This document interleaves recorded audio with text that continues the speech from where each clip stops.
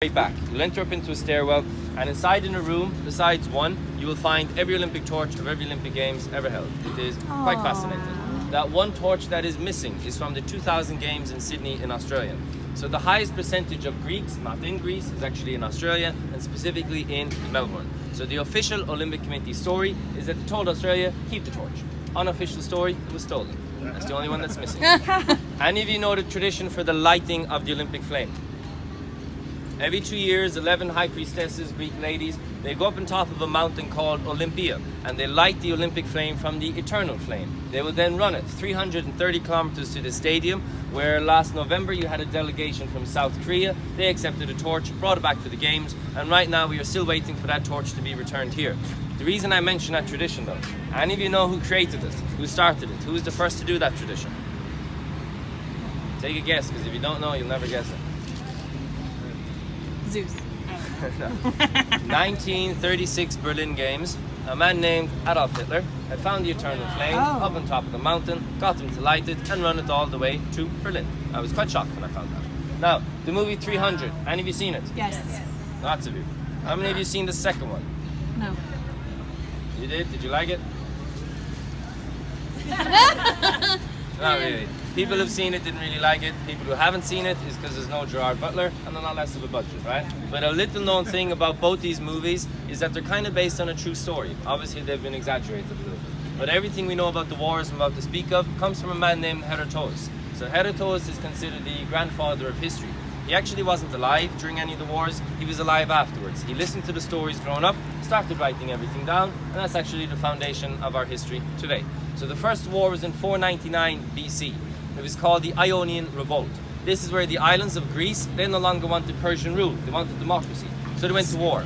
Athens already had democracy, so it sent its troops to assist in the battle. Any of you remember who the leader of Persia was?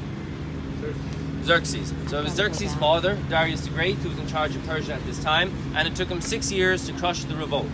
He then said, I'm coming to Athens and I'm going to destroy it. How dare you send your troops to assist in a battle against me? So he came here in 490 BC in the Battle of Marathon and suffered a miraculous loss. Have any of you run a marathon? No. Any of you want to run a marathon? No. How far is a marathon? 26.2 miles or 42.195 kilometers. Any of you know the only time it wasn't? Not the original one, no. It was outside Buckingham Palace actually. So where the marathon was supposed to finish before the castle, and King George, who was in charge at the time, said, I'm not going to the people are coming to me. So he extended a 0.6 of a kilometer past the castle. But officially it's 26.2 miles. Any of you able to tell me, if you leave from right here, right, in the middle of this stadium, and you went 26.2 miles in that direction, where do you think you'd come to? To? 330 kilometers that way.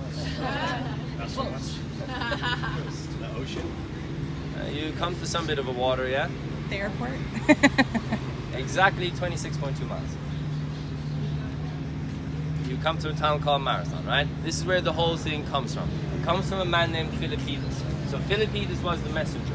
When the Persians are coming, he ran to Sparta and said, we need your help. The Spartans said, full moon, religious festival, we'll see in a couple of days' time. He then ran back here, told everybody. Then he ran 26.2 miles to the battle, got involved in the battle. Then he ran back 26.2 miles again. The whole thing took him 4 days.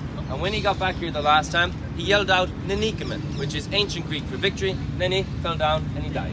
So the whole marathon thing is in remembrance of his last run from Marathon to here. So you might want to come here the first Sunday every November, where they hold the original marathon. You begin in Marathon and you finish here. Last year they estimated over 50,000 people came here to actually take part in this. So after Darius lost, he went home to rebuild his army. However, he died. That's when the son Xerxes comes to power, and Xerxes came here in 480 BC. Now he did actually destroy Athens. He burnt it to the ground, including the original Parthenon. But the Athenians had fled to the mountains. This is when the 300 Spartans come in, they slow down the advancing army, and Greece united for the first time ever, all 7 states. They went on to win the war, and eventually they even conquered all of Persia. So the next 200 years is the highest the Greek Empire ever was. It is what is referred to as the classical period. And at the end of these 200 years was the time of Alexander the Great. Now you all heard of him surely. Yes. If he didn't die when he did, you might all be speaking Greek, because he may have conquered the world. However, when he died, the Greeks started fighting with each other over money and territory, led to the collapse of their empire, and then another empire, they took advantage, they came here, they took over, and they were called the Roman Empire, who at this period were considered barbarians and unintelligent. So when they came to Greece, they actually didn't kill any Greek people. They wanted to integrate with their society and learn from them. They adopted a lot of their culture, a lot of their tradition, and a lot of Greeks rose to be quite high in that Roman Empire.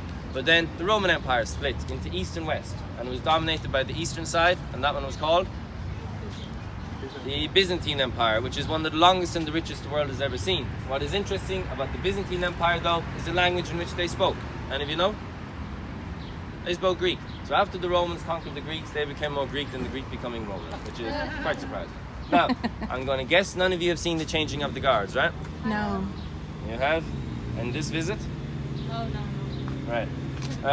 So we got good time. You can take 10 to 12 minutes, right? Head across the road down there, go over, take a look at the stadium in case you don't come back. I'll meet you back here, we'll talk about